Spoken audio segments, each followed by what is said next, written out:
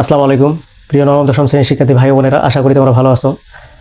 আজকে তোমাদের গণিত বইয়ের অষ্টম অধ্যায়ের বৃত্ত সম্পর্কিত 3টি উপপাদ্য নিয়ে আলোচনা করব। তোমাদের মধ্যে অনেক স্টুডেন্ট আছে যারা জ্যামিতিকে ভয় পায়। তারা জ্যামিতিকে ভয় পায় এই কারণে যে তারা উপপাদ্যগুলো মুখস্থ করে, কিন্তু তারা উপপাদ্যের ভিতরে যে গল্পগুলো আছে, যে ম্যাজিকগুলো আছে, যে পয়েন্টগুলো আছে, এই পয়েন্টগুলো সম্পর্কে তারা বুঝে না। তো আজকে আমি তোমাদের এই পয়েন্টগুলো, এই ম্যাজিকগুলো, এই গল্পগুলো তোমাদেরকে জানাবো। তোমাদেরকে দেখাবো যে কিভাবে একটা উপপাদ্য মুখস্থ না করে কিভাবে তার মেইন পয়েন্টগুলো বুঝে, ম্যাজিকগুলো বুঝে আমাদের বানিয়ে লেখা যায়। সেটা যেভাবে তোমাদের সালে কোশ্চেনে আসুক তোমরা বানিয়ে লিখতে পারবা। আমি তোমাদেরকে চ্যালেঞ্জ করব যে আমাদের এসএসসির যতগুলো স্টুডেন্ট থাকে, যে সামনে 27 সালের এসএসসি পরীক্ষা দিবে, তাদের 90% স্টুডেন্টেরই এই বৃত্ত সম্পর্কিত উপপাদ্যগুলোতে সমস্যা। কারণ কি? তারা ভালোভাবে বুঝতে পারে না।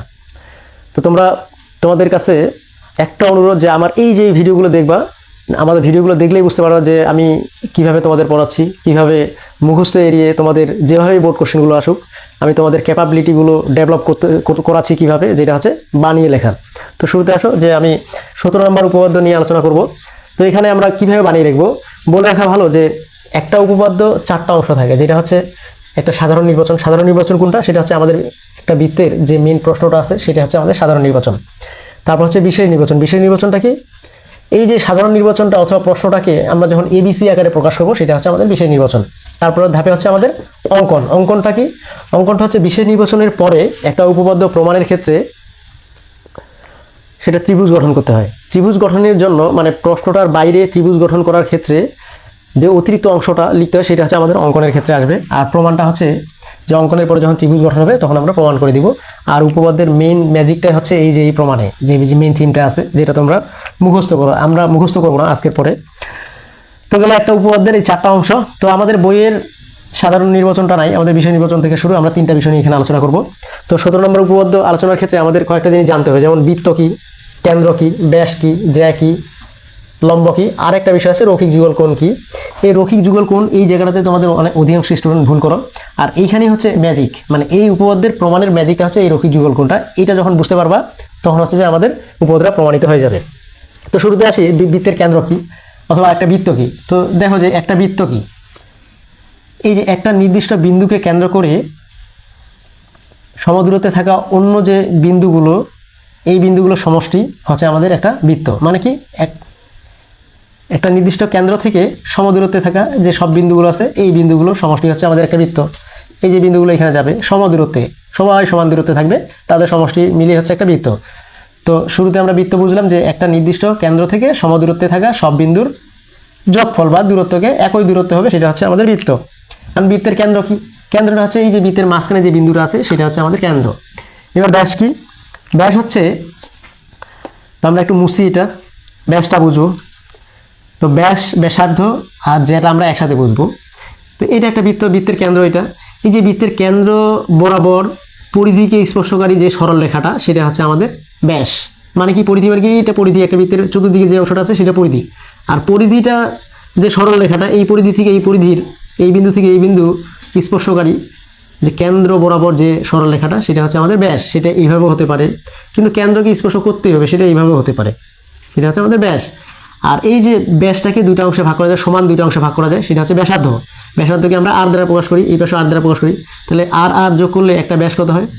এইখানে আর যোগ করলে 2r হয়। তো এই জিনিসটা আমরা জানবো, ব্যাস ব্যাসার্ধ জানলাম আমরা। তো একটা জিনিস মনে রাখবা, ব্যাসার্ধগুলো যেহেতু ব্যাস হচ্ছে 2r, তাহলে ব্যাসার্ধগুলো আমাদের সবসময় সমান হবে, যেটা আমাদের অঙ্কন প্রমাণের ক্ষেত্রে কাজে লাগবে। মানে কি? আমরা ব্যাসার্ধগুলো এখানেও দিতে পারি, এটা যা হবে এটা তা হবে। এটা যদি এভাবে হয় এভাবে হয়, এটা যদি আর হয় এটাও আর হবে, এটা সমান হতে হবে। এরপরে আসো আমরা কি শিখবো? এরপরে শিখবো জ্যা কাকে বলে। জ্যা হচ্ছে এই যে কেন্দ্র বাদ দিয়ে পরিধিকে স্পর্শকারী অন্য যে সরল রেখাটা থাকবে সেটা হচ্ছে আমাদের জ্যা। মানে কেন্দ্র স্পর্শ করবে না, সেটা এইভাবে হতে পারে, এটা এইভাবে হতে পারে, এই কোনাকুনি হতে পারে, এইভাবে হতে পারে। তবে একটা জিনিস মনে রাখবা তোমরা, যে এই জ্যাটা কেন্দ্র থেকে যত দূরে যাবে সেটা ছোট হবে। দেখো কেন্দ্রের কাছাকাছি, যত কাছাকাছি আসবে তত বড় হবে। কেন্দ্র থেকে যখন এই জ্যায়ের উপর লম্ব হবে সেই জ্যাটা সমান দুইটা অংশে ভাগ হয়ে যাবে। এগুলো হচ্ছে বেসিক জিনিস, আমি তোমাদের আগে বলে রাখতেছি। আর আমাদের প্রমাণের ক্ষেত্রে যে টার্নিংটা সেটা হচ্ছে এই যে লম্ব, এই লম্বটাই আমাদের প্রমাণ করে দিবে, কারণ আমাদের লম্ব লেখা আছে। লম্ব মানে কি? লম্ব কাকে বলে? এই যে একটা সরলরেখা যখন আরেকটা সরলরেখাকে 90 ডিগ্রি কোণে ভাগ করে, দেখো এটা একটা 180 ডিগ্রি সরল কোণ, কিন্তু যখন এই যে আরেকটা রেখা এর উপর ভাগ হয়ে গেল তখন 90 ডিগ্রি হয়ে গেল। মানে কি? একটা রেখা আরেকটা রেখাকে যখন 90 সমান দুইটা অংশ ভাগ করে অথবা 90 ডিগ্রি অংশ করে তখন তাকে লম্ব বলা হয়। তো লম্ব আশা করি বুঝছি। রৈখিক যুগল কোণটা কি? এই রৈখিক যুগল কোণটা কিন্তু এখানেই আছে। দেখো তোমরা দেখো একটা জিনিস খেয়াল করবা যে এই যে রেখাটা, এই রেখাটা দুইটা যুগল কোণ তৈরি করছে, মানে দুইটা সহোদর কোণ তৈরি করছে, যেটা প্রত্যেকের 90 ডিগ্রি। এই রেখাটার কারণে এই যে দুইটা কোণ তৈরি হলো, এটা হচ্ছে রৈখিক যুগল কোণ, যেটা আমাদের প্রমাণের ক্ষেত্রে কাজে লাগবে। রৈখিক যুগল কোণটা 90 ডিগ্রি হতে পারে, অথবা এভাবে হতে পারে যে আমি কোণাকুণি দিলাম, এই রেখাটা আছে, এই যে এখানে কোণাকুণি, এটা কত 180 মিলাইতে হবে, এটা যদি 135 ধরি তো এটা 45, আমার 180 ডিগ্রি কোণ হয়ে গেল। তো আড়াআড়িভাবে হলেও এই যে এই রেখাটা দুইটা যুগল কোণ তৈরি করছে, এই জন্য এটাকে রৈখিক যুগল কোণ বলা হয়। তো আশা করি যে আমরা এই যে বৃত্ত, কেন্দ্র, ব্যাস, যে লম্ব, রৈখিক যুগল কোণ বুঝলাম। তো আমাদের প্রমাণের ক্ষেত্রে যেহেতু আমাদের লম্ব আছে, এই যে লম্ব মানে 90 ডিগ্রি, একটা রেখা আরেকটা রেখাকে 90 ডিগ্রি কোণ ভাগ করবে, এই 90 ডিগ্রি মানে সমকোণ পর্যন্ত যখন আমরা নিয়ে আসতে পারবো তখন আমরা এই রৈখিক যুগল কোণ পর্যন্ত নিয়ে আসবো, যেটা হচ্ছে লম্ব কোণ বা সমকোণ। তখন হচ্ছে আমাদের লম্বটা প্রমাণিত হয়ে যাবে। তাহলে এই লম্ব এবং রৈখিক যুগল কোণ দুইটা আমরা যদি ক্লিয়ার হতে পারি তখন আমাদের এই বৃত্তের উপপাদ্য যে 17 নম্বর উপপাদ্য আছে, এটা প্রমাণের ক্ষেত্রে আর সমস্যা থাকবে না। তো সবসময় মনে রাখবা যে আমি লম্ব পর্যন্ত যাব, আমি সমকোণ পর্যন্ত যাব, তারপরে আমাদের প্রমাণটা মিলে যাবে। তো আসো এবার আমরা বিশেষ নির্বাচন দিয়ে শুরু করি। তো আমরা শুরুতে লিখি বিশেষ নির্বাচন, আমি ছোট করে লিখবো নাহলে জায়গা আটবে না। বিশেষ নির্বাচন, বিশেষ নির্বাচনটা কি? বিশেষ নির্বাচনটার আগে আমরা একটা চিত্র আঁকি। চিত্রটা হচ্ছে এরকম যে একটা বৃত্ত, আমাদের বৃত্ত থাকবে, এখানে বলে দিচ্ছে যে বৃত্তের কেন্দ্র ও ব্যাস ভিন্ন কোনো যে। তো বৃত্তের একটা কেন্দ্র থাকবে, কেন্দ্র ব্যাস ভিন্ন কোনো যে, মানে ব্যাস হবে না, ব্যাস হলে তো কেন্দ্র বরাবর যাবে, আমাদের যে হবে বলছে। তো আমি ধরলাম এবি একটা যে, আর বৃত্তটা হচ্ছে এবিসি বৃত্ত। তো বৃত্তের কেন্দ্র ব্যাস ভিন্ন কোনো যে এর মধ্যবিন্দু সংযোগ রেখা, এই যে মধ্যবিন্দুটা আছে এই সংযোগ রেখাংশ, এই সংযোগ রেখাংশ এই কেন্দ্র থেকে আসবে ওই জায়গাটার উপর লম্ব। আমি তোমাদের যে যখন পড়াই তখন বলে দিছি যে একটা রেখা আরেকটা রেখার উপর যখন দ্বিখণ্ডিত হবে সেটা 90 ডিগ্রি কোণ উৎপন্ন করে, সেটা লম্ব। তো আমাদের প্রশ্নটা এই পর্যন্তই আছে। তো প্রশ্নটা আমরা লিখতে পারি, কি লিখতে পারি যে এটা জিরো কেন্দ্র বিশিষ্ট একটা বৃত্ত নিছি, আমাদের বলা হয়েছে যে বৃত্তের কেন্দ্র। তোমরা একটা জিনিস সূক্ষ্ম জিনিস মনে রাখবা, এখানে আমি বলে দিছি যে যেই প্রশ্নটা আছে এই প্রশ্নটা হচ্ছে সাধারণ নির্বাচন, আর প্রশ্নটাকে যখন আমি এবিসি আকারে প্রকাশ করবো সেটা হচ্ছে বিশেষ নির্বাচন। আর আমার প্রশ্নটা এই পর্যন্ত আসে, কোনো এখনো ত্রিভুজ গঠন করে নাই, তোমরা বিশেষ নির্বাচনে এই পর্যন্তই রাখবা। যদি বানাই লেখার শিখতে চাও আমার সাথে আসো। তো প্রথমে লিখছি আমি যে বৃত্তের কেন্দ্র, তাহলে আমি লিখতে পারি যে মনে করি জিরো কেন্দ্র বিশিষ্ট এ বি সি বৃত্তে, দেখো আমার বৃত্তের কেন্দ্র আমি লিখে ফেলছি জিরো কেন্দ্র বিশিষ্ট এবিসি বৃত্তের কেন্দ্র ও ব্যাস ভিন্ন কোনো জ্যায়ের মধ্যবিন্দু সংযোগ রেখাংশ, ব্যাস ভিন্ন কোনো জ্যায়। তা আমার এখানে ব্যাস ভিন্ন জ্যায় কোনটা? এবি। তা আমি লিখতে পারি যে মনে করি জিরো কেন্দ্র বিশিষ্ট বৃত্তে এবিসি বৃত্তে এবি ব্যাস ভিন্ন কোনো জ্যায়, লিখছি আমি এই যে ব্যাস ভিন্ন কোনো জ্যায় এর মধ্যবিন্দু সংযোগ রেখাংশ। তো মধ্যবিন্দু সংযোগ রেখাংশ এম, যে মধ্যবিন্দুটা এম হয়ে গেছে, ব্যাস ভিন্ন কোনো জ্যায়। তো মধ্যবিন্দু আমি কি ধরছি? এম, এর মধ্যবিন্দু এম ধরছি, এম পর্যন্ত লিখলাম। এখন আমি কি করব? আমি ও এম যোগ করে দিব, ও এম যোগ করি। এখন দেখো আমার প্রশ্নটা এই পর্যন্তই বলছে, বলার পরে আমার কিন্তু এখনো এই যোগ করে দেওয়া হয়নি, যোগটা পরে করবো। আমি তোমাদের বলতেছি এই পর্যন্তই বলছে, এই যে ও এম আমি যোগ করলাম, এটা আমার প্রমাণ করতে বলছে ওই জায়ের উপর লম্ব। তাহলে আমার লিখতে হবে যে প্রমাণ করতে হবে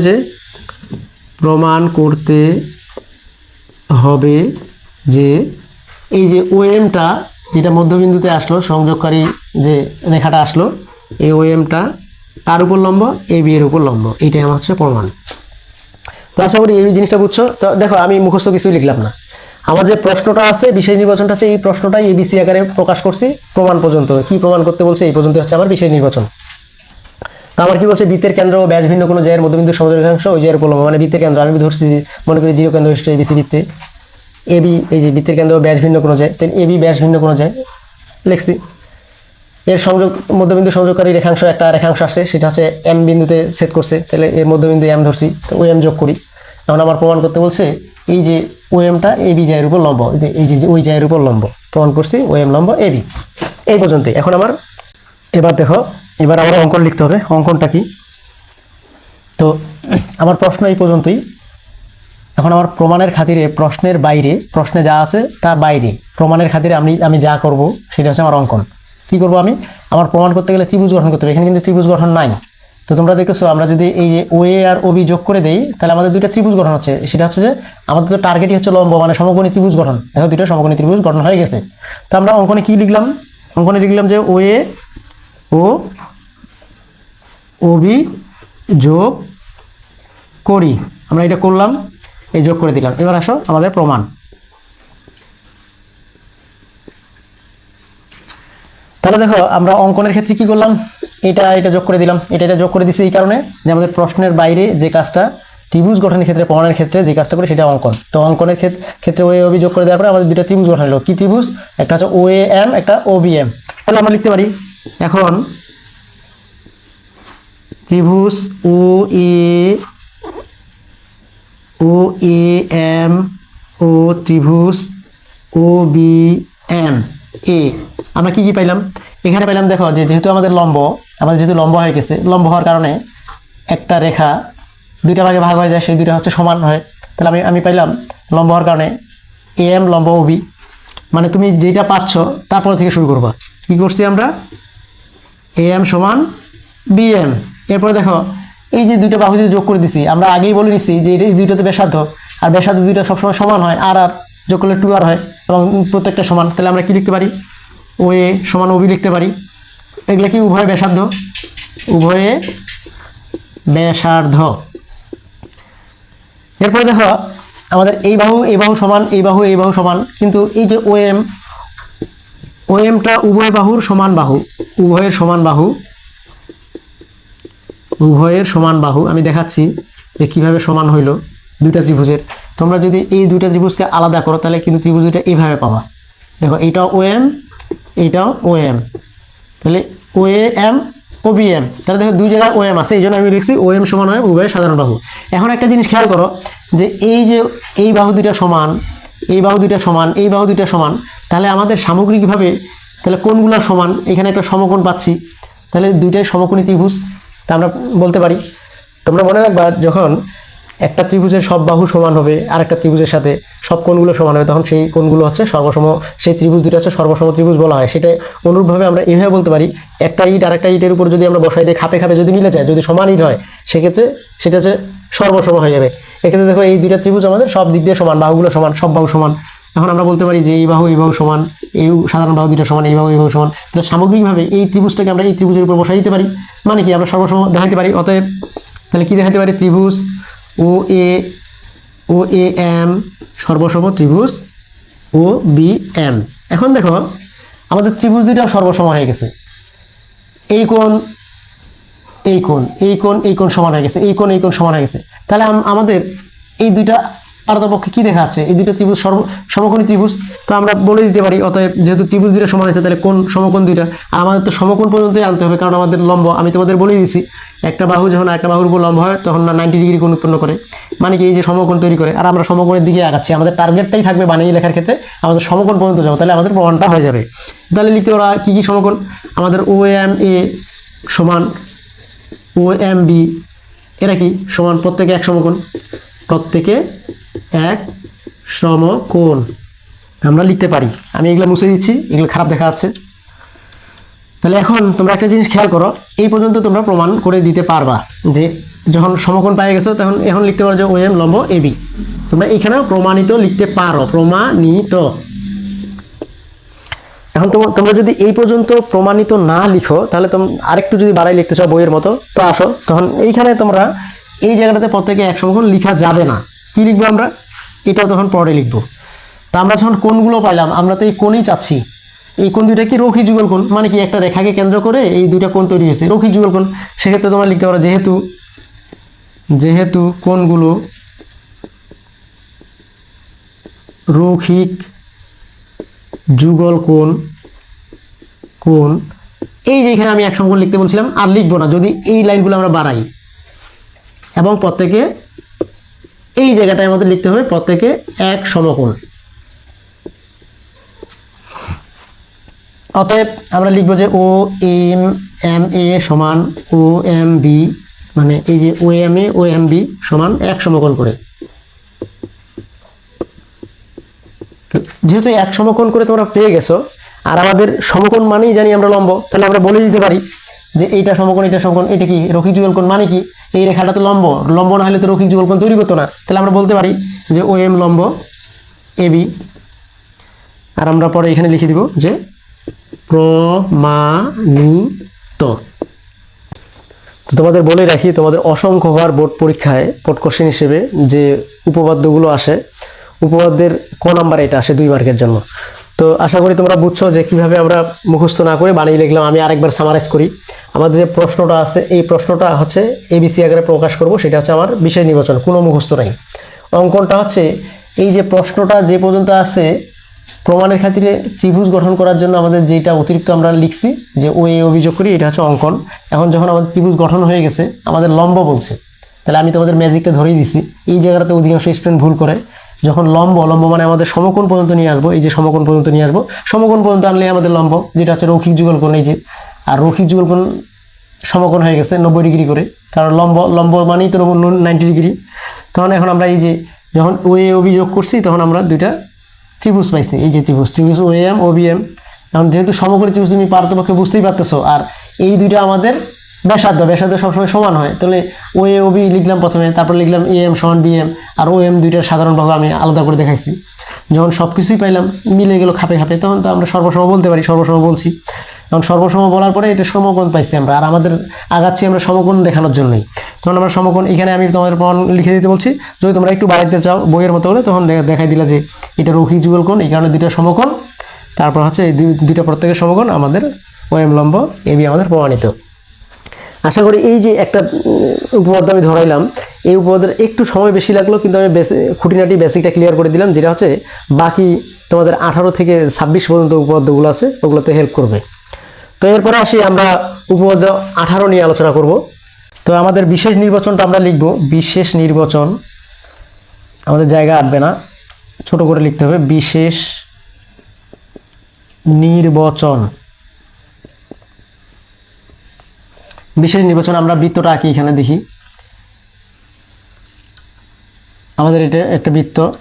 এখানে বলছে বৃত্তের সকল সমান যে কেন্দ্র থেকে সমদ্বিবর্তী। আমি একটা কেন্দ্র আঁকলাম, আর সকল সমান যে কেন্দ্র থেকে সমদ্বিবর্তী। কেন্দ্র থেকে সমদ্বিবর্তী হতে গেলে আমাদের, আমি বলছি যে জ্যা থেকে, এই জ্যা থেকে যতটুকু নিবা, এই জ্যা থেকে ততটুকু নিবা, তাহলে সমান হয়ে যাবে। তাহলে এটা এ এ বি, এটা সি ডি, আর এটা হচ্ছে 0। তা আমাদের বিশেষ নির্বাচন কিন্তু এই পর্যন্তই আছে। আমি তোমাদের বলছি যে প্রশ্ন যে পর্যন্ত থাকবে সেই পর্যন্তই হচ্ছে আমাদের বিশেষ নির্বাচন হবে। বিশেষ নির্বাচনটা এবিসি আকারে প্রকাশ হবে। আমাদের অঙ্কন কিন্তু এখনো নাই। অঙ্কন কোনটা করব? যখন আমরা ত্রিভুজ গঠন করব। আমরা লিখতে পারি যে মনে করি 0 বৃত্তের কেন্দ্র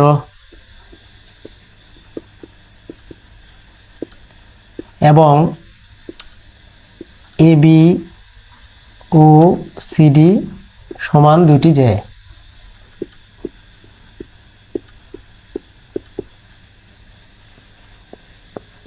আমরা তো এই কথাই বলছে যে বৃত্তের সকল সমান যে কেন্দ্র থেকে সমদূরবর্তী। তো আমরা এই যে কেন্দ্র থেকে এটা ওই নিলাম, এটা ও এফ নিলাম। দেখো এই দুইটা যখন সমান হবে তখন যে দুইটা সমদূরবর্তী হবে। তো আমাদের কি বলছে যে প্রশ্নের মতো বৃত্তের সকল সমান যে কেন্দ্র থেকে সমদূরবর্তী।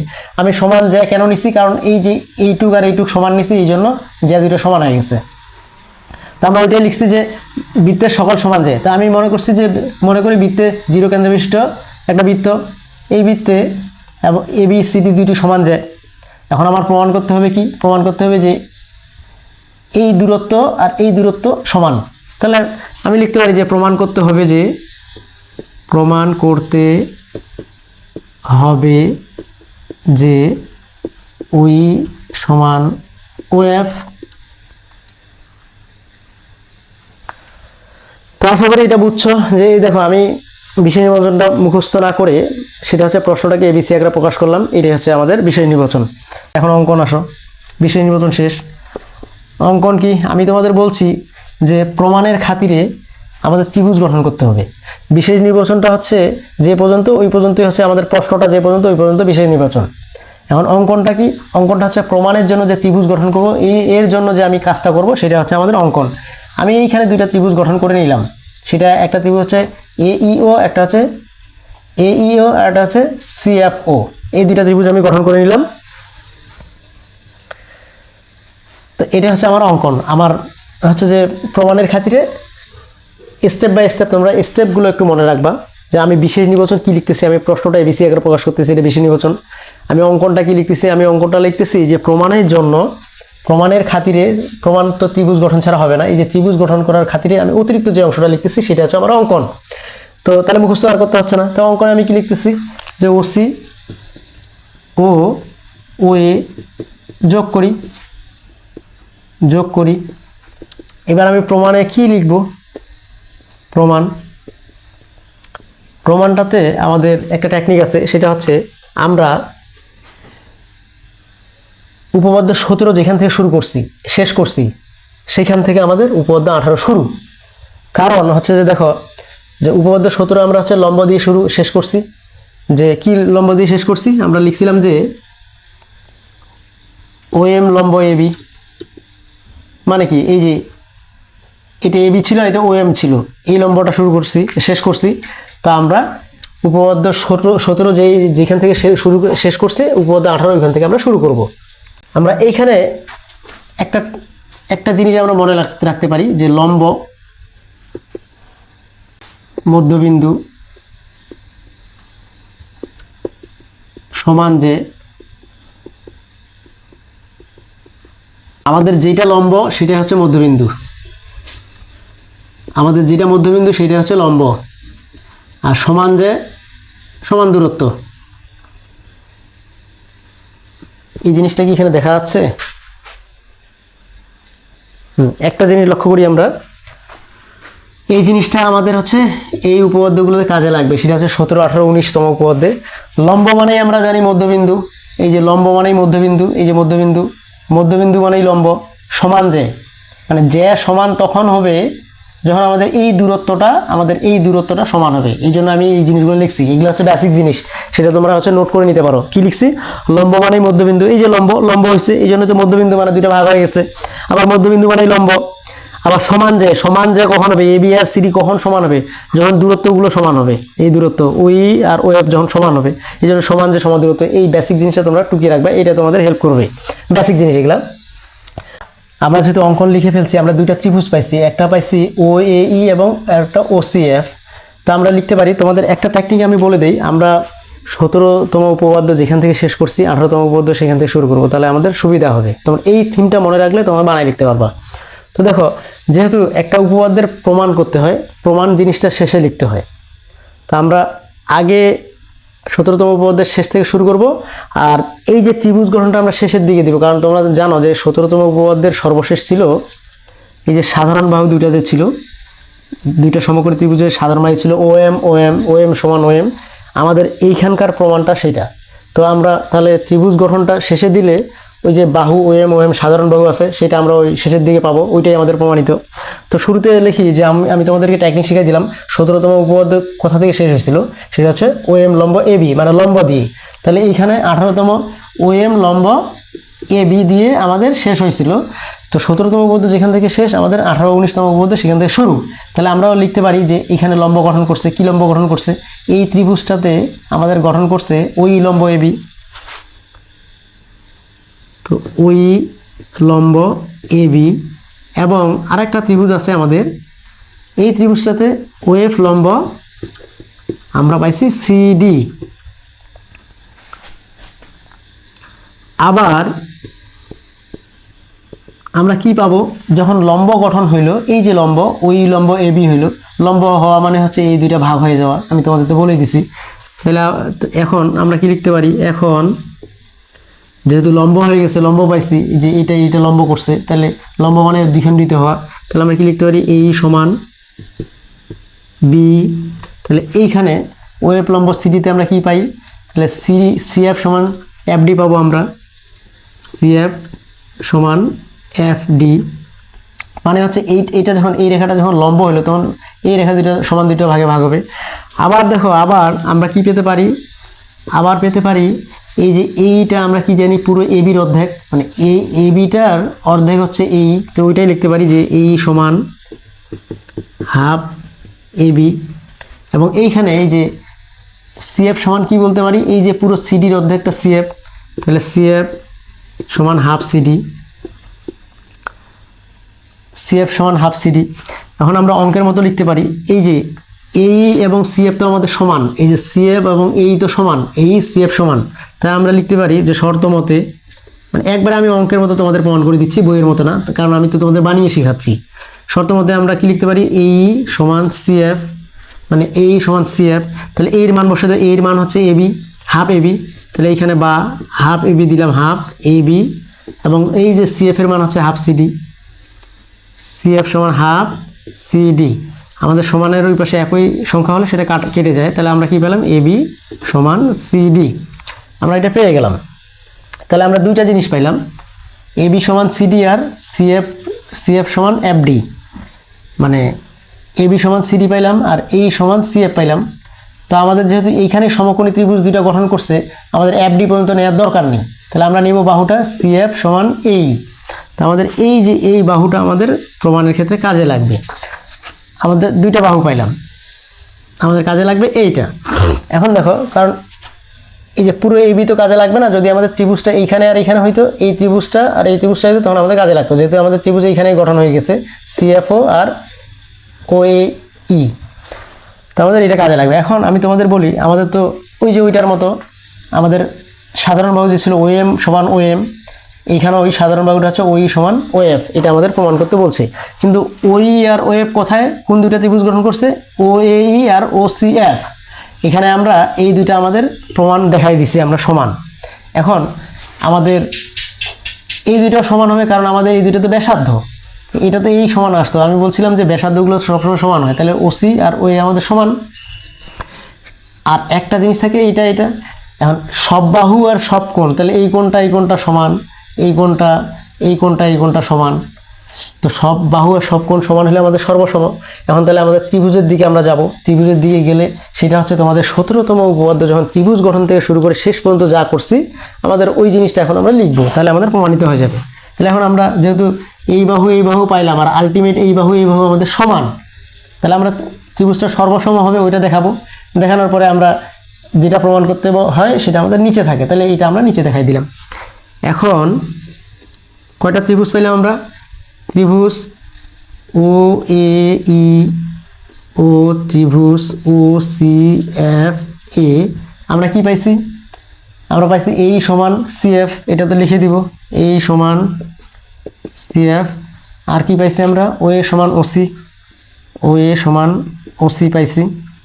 এখন আমরা ওই সমান ও এফ সরাসরি লিখতে পারবো না, কারণ আমাদের তো এটাই প্রমাণ, আমাদের লিখতে হবে এইগুলো সব সমান, এইটা এই বাহু সমান, এই বাহু সমান, তাহলে আমাদের এই কোণ দুইটাও সমান হবে, সমকোণ দুইটাও সমান হবে, আর সমকোণ সমান হলে আমাদের লম্ব, আমরা তো এর আগে দেখছি যে সমকোণ সমান হলে লম্ব সমান, তা আমাদের এখানে সমকোণ কি, ও ই এ অথবা এই ও, অতএব তাহলে আমাদের ত্রিভুজ দুইটা সর্বসম, অতএব ত্রিভুজ ও এ ই সর্বসম, ত্রিভুজ ও সি এফ, এবং ত্রিভুজ সর্বসম হলে আমাদের কোণ সমান, অতএব আমাদের এখানে সমকোণ কি, ও ই এ, কোণ ও ই এ সমান আরেকটা সমকোণ ও এফ সি, কোণ ও এফ সি সমান প্রত্যেকে এক সমকোণ, প্রত্যেকে এক সমকোণ করে।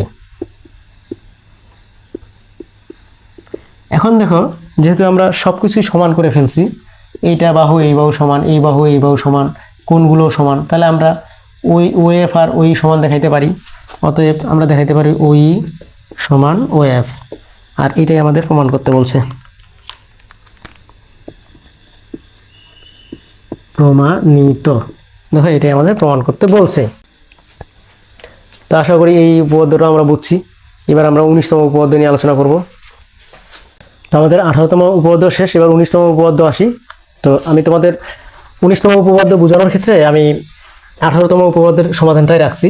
তো আমাদের নতুন করে করতে হচ্ছে না, তোমরা শুধু বুঝলেই হলো। এখানে একটা জিনিস লক্ষ্য করো, আমাদের 19তম উপপাদ্যে প্রমাণ করতে বলছে বৃত্তের কেন্দ্র থেকে সমদূরবর্তী সকল যে পরস্পর সমান। তো আমাদের যে হচ্ছে এ বি এবং সিডি এই দুইটা সমান করতে বলছে। তো আমরা শুরুতেই দেখো এ বি এবং সিডি এটা তো আমরা প্রমাণ করেই ফেলছি 18তম উপপাদ্যে। তো এই জায়গায় আমাদের প্রমাণিত লিখতে হবে, কিন্তু একটা নিয়ম আছে। কি নিয়ম? আমি তোমাদের শুরুতেই বলছি যে 17তম উপপাদ্য যেখান থেকে শেষ, 18 এবং 19তম উপপাদ্য এখান থেকে শুরু। মানে 17তম উপপাদ্য লম্ব দিয়ে শেষ হয়েছিল, ওএম লম্ব এবি দিয়ে শেষ হয়েছিল। তো আমি 18তম উপপাদ্য এই লম্ব দিয়ে শুরু করছি। 19তম উপপাদ্য তাই যে আমরা এই লম্ব জায়গাটা রাখবো, রাখার পরে তোমরা জানো যে যেই জায়গাটা প্রমাণ করতে বলে সেটা নিচে রাখতে হয়। আর আমাদের দুটা অংশ আছে, তিনটা অংশ। এখানে একটা অংশ, এই যে এইখান দিয়ে শুরু করে এইটা একটা অংশ, আর এইখান দিয়ে শুরু করে এইখানে একটা অংশ। আমরা এই লম্বের 19তম উপপাদ্যের ক্ষেত্রে এই যে লম্ব এই লাইনটা লিখলাম, এরপরে এই লাইনটা ঢুকাই দিব, মানে এই অংশটা ঢুকাই দিব, আর এই অংশটা আমরা নিচে নিয়ে আসবো, কারণ আমাদের প্রমাণিত যেটা সেটা নিচেই রাখতে হবে সেই অংশটা। আর এই এবিসিডির সাথে সম্পর্কযুক্ত এই যে এই পর্যন্ত, এইখান থেকে শুরু করে এই পর্যন্ত। আশা করি তোমরা বুঝতে পারছো। আমরা কি করবো, এই লম্বের অংশটা রেখে আমরা 18তম এই জায়গাটা এখানে ঢুকাই দিব, আর এইটা এখানে নিয়ে আসে নিচে আমরা প্রমাণিত দেখাই দিব। আশা করি এই তিনটা উপপাদ্য তোমরা বুঝতে পারছো। প্রিয় শিক্ষার্থীরা, তো শুরু থেকে না টেনে আমার ভিডিওগুলো বারবার দেখার চেষ্টা করবা। এটা আমার প্রথম ভিডিও ছিল, আমার লাইফে ইউটিউবের প্রথম ভিডিও, লং ভিডিও। জানি না ভিডিওটা কেমন হয়েছে। যদি প্রথম ভিডিও তোমাদের কাছে ভালো লেগে থাকে, আমার ভিডিওগুলো লাইক করবা, কমেন্ট করবা, শেয়ার করবা। আর আমার পরের পর্বে বৃত্ত সম্পর্কিত আরও গুরুত্বপূর্ণ উপপাদ্যগুলো নিয়ে আসবো আমি। ততক্ষণ পর্যন্ত গণিতকে তোমরা শুধু গণিত করলেই হবে না, গণিতকে ফিল করতে হবে। সবাইকে ধন্যবাদ। আসসালামু আলাইকুম।